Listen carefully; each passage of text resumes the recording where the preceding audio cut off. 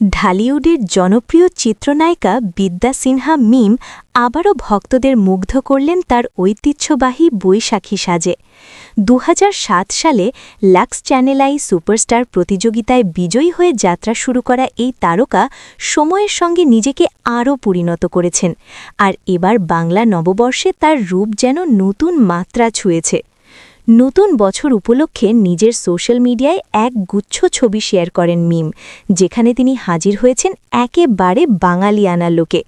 হালকা গোলাপি আভাযুক্ত শাড়ি সঙ্গে গাঢ় রঙের ব্লাউজ, এই কম্বিনেশনেই ফুটে উঠেছে তার স্নিগ্ধতা।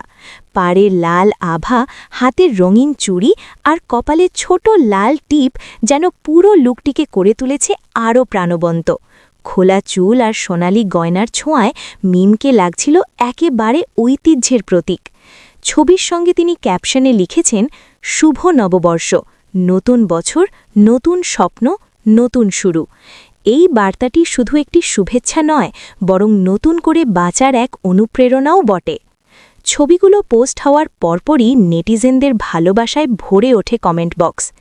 একজন ভক্ত লিখেছেন, এসো হে বৈশাখ, এসো এসো, সবাইকে ১৪৩২ বঙ্গাব্দের শুভেচ্ছা। আরেকজনের মন্তব্য, শুভ নববর্ষ, নতুন বছরটা হোক আনন্দে ভরা। অনেকেই মিমের সৌন্দর্য আর স্টাইলের প্রশংসা করে তাকে পরিপূর্ণ বাঙালি নারী বলেও আখ্যা দিয়েছেন।